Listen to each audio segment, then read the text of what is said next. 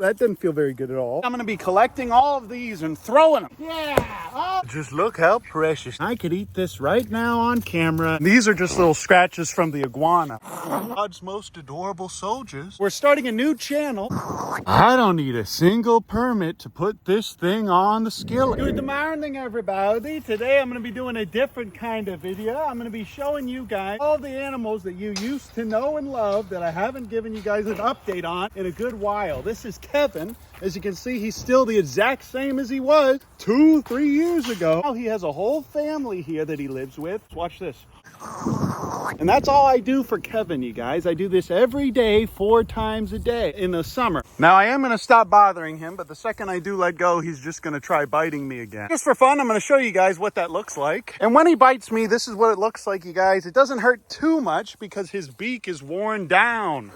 Oh, but it certainly does still hurt. The reason why I don't go in here and film this for you guys every day is because rent isn't typically due for me all that often. But right now, I wanted to let you guys know that we're starting a new oh, that's his little noise that he makes. We're starting a new channel. Oh, that doesn't feel very good at all. For the wildlife rescue, there's a new channel that we're starting, and we even have a movie over there for you guys to see right now. These are just little scratches from the iguana, but now he's adding to all the little scars that I have on my hand here. But man, we've rescued over 500 to 600 animals this year alone in our first year of rehabbing. On average, we've gotten about 100 animals a month. Most of those animals, we've been able to do a great job of either transferring them to another rehab, releasing them ourselves, or lovingly putting them out of their misery when they're in horrible, horrible pain and they won't be able to make it back to the wild. But I just wanted to show you guys, this is how you survive a Rhea attack. Okay, here you go.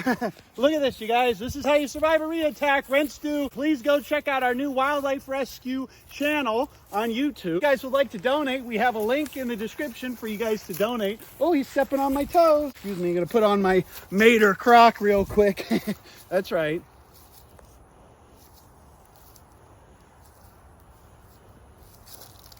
Got the Mater ones. Did you get that? We rescued him and we've had him here, and now he's started a whole beautiful little family. Take a look at that. And now he's got a ton of grandkids, and I'll show you that in a second.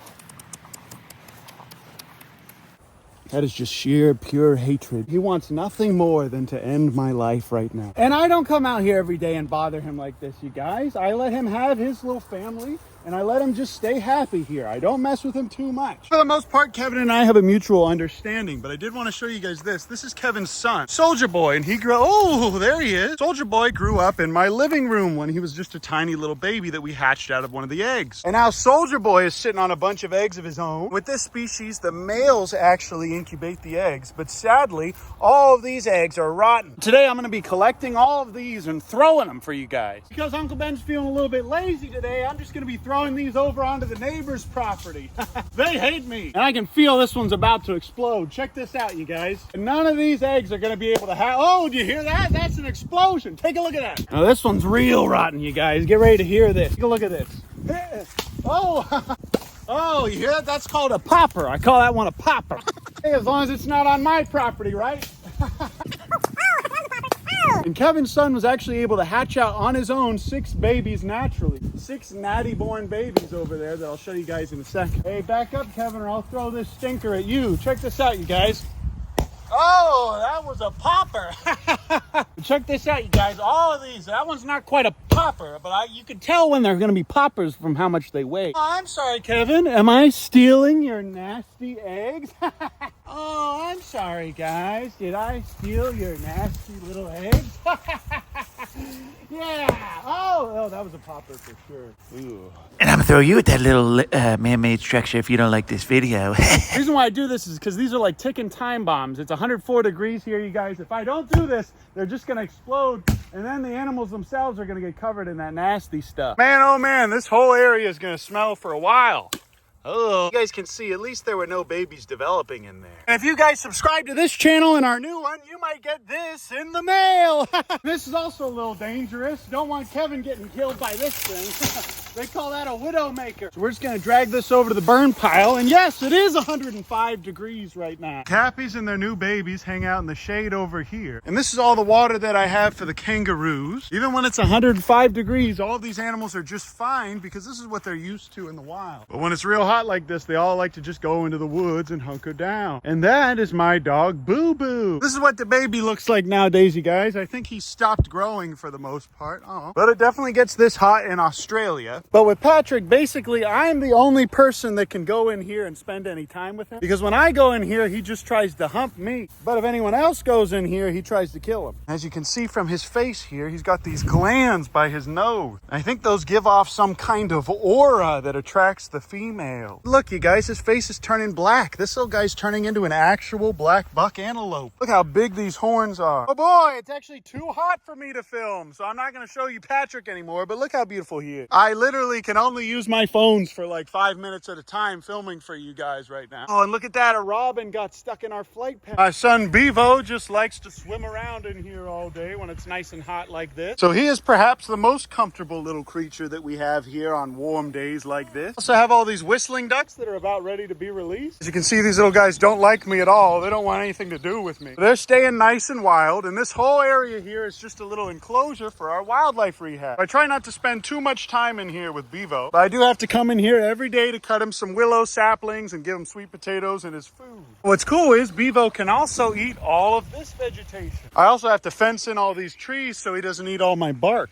And hopefully we can get another little baby beaver soon so this guy can have a conspecific. But I think he's going to be just fine regardless. And we do have to take care of beavers for 2 years before we can release them. And honestly, this is the best beaver setup that I know of as far as wildlife rehabs go. And you guys didn't even notice that Homelander's missing. So if you all want to see that, you're going to have to subscribe to our new channel and /or our Patreon. Because honestly, if I posted that, I would get demonetized and probably lose my channel. Same thing with half of what goes on here at the actual Wildlife Rehabilitation Center. So if you guys want to see the unfiltered version of what it takes to be a wildlife rehabber here, go ahead and subscribe to Waco Wildlife Rescue or our Patreon, which I'm going to link in the description. Just look how precious this little creature is. But I have this fence here because I don't want Bevo to just get out, because he would eat the baby in 2 seconds. And I also don't want Boo Boo and Patrick to spend any time together because I think they would have fight eventually. But as you guys can see, Boo Boo is a male axis deer. Oh, he's sniffing him. And you can even see that he's a little button buck. You see his little buttons popping in? And this little guy was brought into another wildlife rehab in Austin because these are invasive down there. So All Things Wild called me up and said, hey, do you want this little baby axis? And now Boo Boo is a beautiful little sanctuary animal here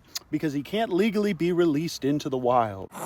This little peacock with the broken leg is doing great now. And all these animals are trying their best to manage the heat. The baby specifically manages it by licking himself all over, and I do mean all over. The Rhea have this little enclosure, all the shade here, all the shade there. This is quite the upgrade from our tiny little yard in Austin. But okay guys, come on, I'm gonna show you the cappies because I have to post this video in 2 hours.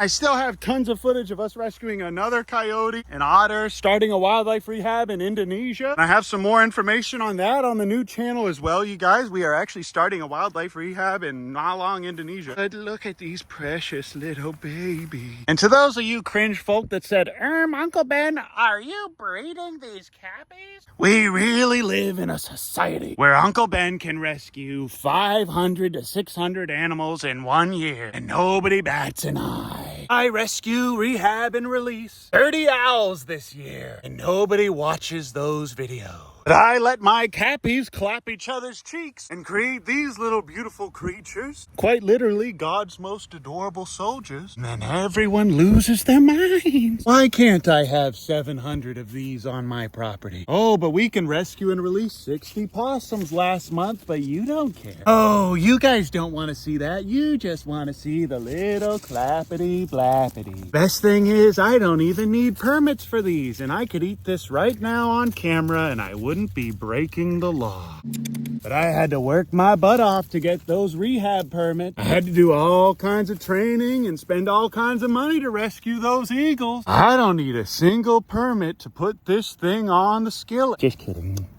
But these guys are really, really sweet, and they are friendly because their moms are friendly. And we worked very hard over the last 2 years to make sure that our Cappies are sweet and friendly and adorable. And because of that, these babies are sweet and friendly and adorable. But I love how some species in God's good creation are basically just shrunk down versions of their parents. These guys like to hang out in these little bowls in here and drink their water. But if you guys got anything to say to me about breeding these little clappy blappy, you're more than welcome to go on over to our new Waco Wildlife Rescue YouTube channel. Because I'd like to be able to make professional content over there and keep the two things separate. But look at this, you guys. This little guy just lets me pick him right up. Oh my goodness. And these guys really are just the sweetest little creatures. We can't be giving these guys watermelons every day because they don't need that for their gut biome. A quick creature feature on capybaras, you guys, because I did want to make some educational content today. These precious little creatures raise their babies communally. So Quandale Dingle is actually the female over there that just gave birth, and she's over there taking a bath. And I do refill these waters like twice a day. And the reason why I do that and I don't put them in the pond is because we have a beaver in there. Beautiful little creature.